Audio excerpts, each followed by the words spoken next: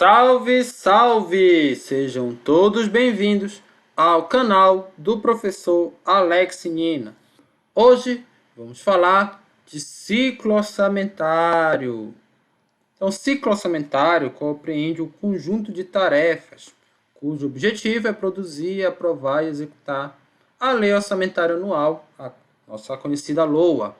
Nesse ciclo, vários entes estão envolvidos, mas em particular dois ministérios que atuam de forma mais direta. Olha, o Ministério do Planejamento, Desenvolvimento e Gestão,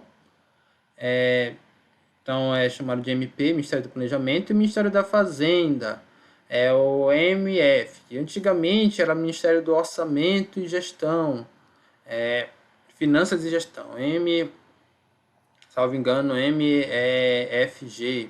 MOFG, mas aí já foi modificado aqui na última reestruturação ministerial que ocorreu no Brasil. Participa diretamente também a Casa Civil da Presidência da República. Então, diretamente, né? Fica melhor. A Casa Civil participa. Como é que é esse ciclo orçamentário? Na verdade, tem várias formas de você enxergar o ciclo orçamentário. Essa é a forma mais simplificada, que considera 4 passos. Como é um ciclo, não tem início, meio e fim, né? É cíclico, mas você pode, de forma didática, começar pela elaboração, e aí participa do Poder Executivo aqui com estes órgãos também, a aprovação no Congresso Nacional, você tem a sanção, o veto, que é a volta para o Poder Executivo, e a execução que é feita pelos órgãos setoriais. Então, Executivo, Executivo de novo, e aqui na sanção e no veto, é que Executivo na execução. Ficou até redundante, né? Na implementação, pode dizer assim. Então, a primeira etapa é a elaboração. Tem início assim que o orçamento do exercício anterior é enviado. Então, até dia 31 de agosto, tem que ser enviado o orçamento do exercício anterior.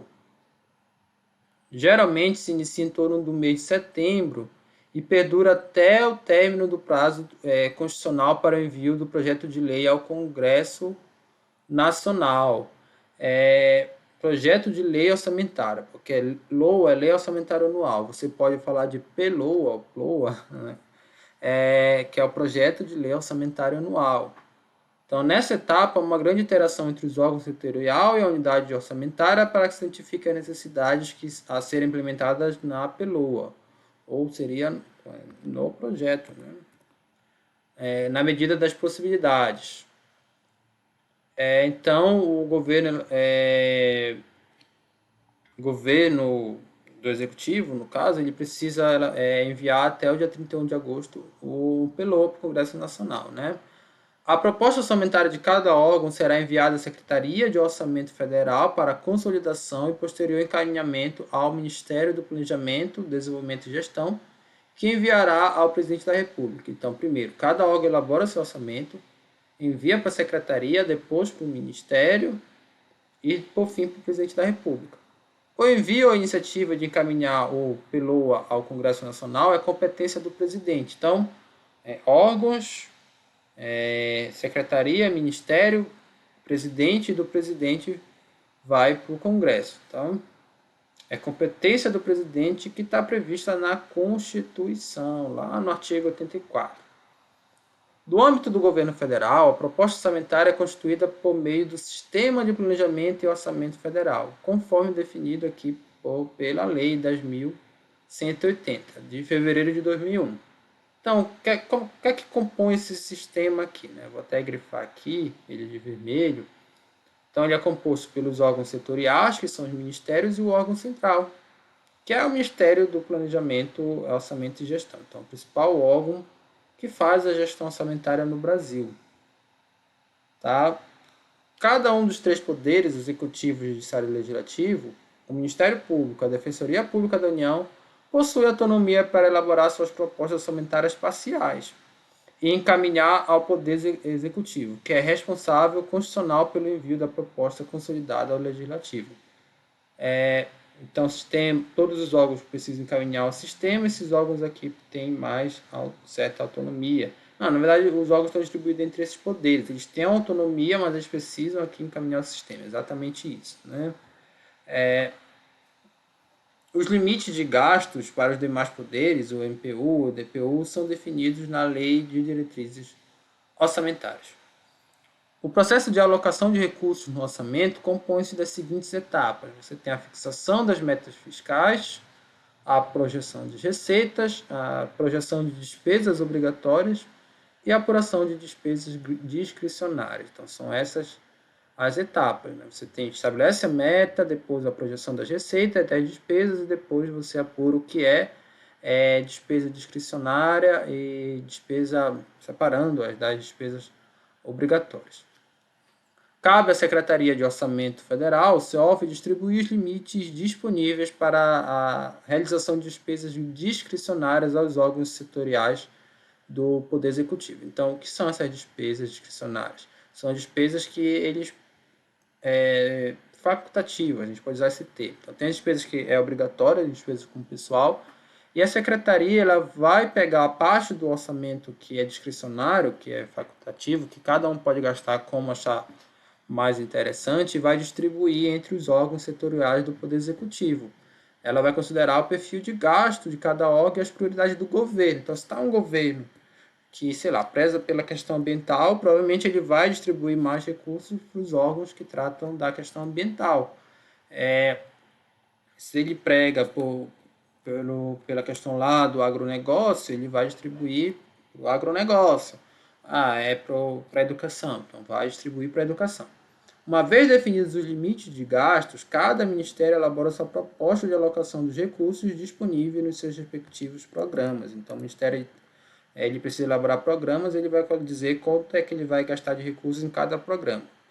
Nessa etapa, cabe ao Sistema de Orçamento Federal, a Secretaria de Orçamento Federal, perdão, a coordenação, a consolidação e elaboração na proposta orçamentária da União, compreendendo os orçamentos fiscais e de seguridade social, ok? É no orçamento que o cidadão identifica a alocação dos recursos que o governo recolhe sob a forma de tributos. Nenhuma despesa pública pode ser realizada sem estar fixada no orçamento. Isso aqui é muito importante, porque para ter legitimidade, a despesa pública precisa estar fixada no orçamento. A Secretaria de Orçamento Federal compete o papel de coordenar, consolidar, supervisionar a elaboração da Lei de Diretrizes Orçamentárias e da Lei de Orçamentária Anual. Então, são dois dos principais instrumentos de gestão orçamentária no Brasil. E compreendendo esses orçamentos aqui, a LOA ela pode ser dividida em orçamento fiscal, orçamento da Seguridade, como a gente viu no aula anterior, estabelecer as normas necessárias à elaboração e implementação dos orçamentos federais sobre a sua responsabilidade. Além disso, a Secretaria também deve proceder, sem prejuízo da competência atribuída aos outros órgãos, ao acompanhamento da execução orçamentária. Ele vai controlar como é que os órgãos aí estão executando o seu orçamento. A segunda etapa é a aprovação. Então, se inicia a partir do recebimento do LOA pelo Congresso, que é feito até 31 de agosto. Por sua vez, o Poder Legislativo tem até o dia 22 de dezembro para aprovar a peça orçamentária e devolvê-la ao Poder Executivo. Então, o Poder Executivo tem que elaborar até o dia 31 de agosto, não é só o Presidente da República, como a gente viu aí na elaboração, tem vários órgãos envolvidos, e aí o Legislativo tem que devolver ao Executivo até o dia 22 de dezembro. Tá bom? Aí o presidente vai dizer se ele sanciona ou veta esse projeto de lei. Se ele sancionar, aí ele vai virar uma lei. Ele vai deixar de ser um projeto e vai ser a lei efetivamente. Nessa etapa aqui, antes de enviar para o Poder Executivo, os parlamentares eles vão analisar esse projeto de lei. E eles têm prerrogativa para alterá-lo, com base em algumas reformulações de metodologia, redefinição dos parâmetros de projeção, ou mesmo devido a uma reavaliação do cenário econômico, como foi o caso aqui da pandemia até. Inclusive, os parlamentares, com a emenda constitucional 95 de 2016, eles ganharam mais força para fazer essas alterações. Tá? A gente vai ver isso em aula posterior. Então, eles podem inserir as emendas ao orçamento também. Após o recebimento dos projetos de lei orçamentária, encaminhados por meio de mensagem presidencial ao Congresso Nacional, inicia-se a discussão pelos parlamentares, que envolve a proposição de emendas, voto do relator, redação final, proposição em plenário, conforme definido aqui pelo artigo 166. Todos os ritos que tem no Congresso. A mensagem presidencial é instrumento de comunicação oficial entre o presidente da República e o Congresso Nacional. Então, quando vocês ouvirem esse termo, mensagem presidencial, saibam que é a comunicação oficial entre o presidente da República e o Congresso Nacional.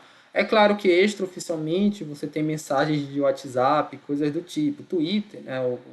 O atual presidente ele gosta de usar muito Twitter. Mas, assim, o que é oficial perante a Constituição é isso aqui, mensagem presidencial.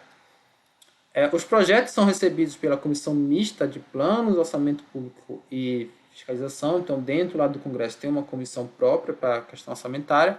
Ela possui a competência de examinar e emitir parecer sobre projetos relativos ao Plano Plurianual, Lei de Diretrizes Orçamentárias e LOA, e créditos adicionais. Contas apresentadas anualmente pelo Presidente da República, planos e programas nacionais, regionais, setoriais previstos na Constituição, exercer o acompanhamento à fiscalização orçamentária. Claro que os nossos queridos deputados, eles contam com assessoria aí técnica do governo para ali ajudar eles na avaliação desse projeto de lei. O processo legislativo orçamentário possui rito específico, diferenciado do processo legislativo ordinário, já que possui prazos a serem cumpridos.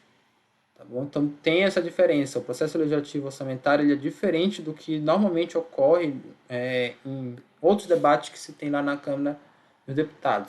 Quer se discutir a reforma da Previdência, passa-se anos para deliberar sobre algumas coisas. O orçamento não, ele tem prazos, tá?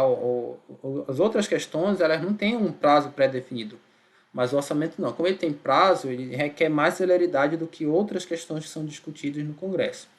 As emendas são prerrogativas constitucionais que o Poder Legislativo possui para aperfeiçoar as propostas dos instrumentos de planejamento e orçamento enviadas pelo Poder Executivo. O que é que pode ser emendado, então, pelo Legislativo? Quem pode emendar, na verdade? Isso aqui está falando quem pode emendar. Então, são as comissões permanentes do Senado e da Câmara dos Deputados, com relação às matérias que sejam afetadas, as mesas diretoras, as bancadas estaduais e os parlamentares individualmente. Então, você pode ter uma emenda de um parlamentar, de uma bancada, de um estado, de uma comissão, acho diversas comissões que tem, mas do Senado e da Câmara, e das chamadas mesas diretoras. Após aprovado, o projeto de lei segue a sanção presidencial, podendo, porém, sofrer vetos por parte do presidente da República.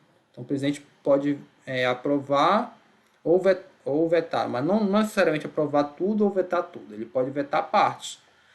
E os vetos ainda podem ser apreciados pelo Congresso Nacional, podendo ser confirmados ou rejeitados. Ok? Então, o trâmite ele realmente é bastante burocrático. A sanção. Então, ao receber a peça orçamentária aprovada, o chefe do Poder Executivo deve sancioná-la ou vetá-la até o último dia do ano. Ele tem do dia 22 de dezembro até o dia 31 para sancionar ou vetar. Ele pode sancionar ou vetar parcialmente. Quando ele sanciona, e geralmente isso acontece, o projeto de lei orçamentária se torna a lei orçamentária propriamente dita.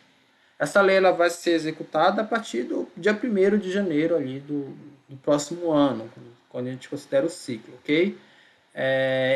E aí, nessa fase de execução, o orçamento é efetivamente colocado em prática. O governo vai executar despesas considerando a realização dos objetivos propostos pelo Plano Plurianual, priorizados na Lei de Diretrizes Orçamentárias e quantificados na Lei Orçamentária Anual. Então, a fase de execução orçamentária vai até o fim do exercício financeiro, ou seja, até o fim do ano corrente, até o dia 31 de dezembro do ano em que se começou a execução. Isso aqui são as referências básicas dessa aula, a Ferrinha, nós estamos utilizando, a Escola Nacional de Administração Pública e o PNOM, Orçamento Público.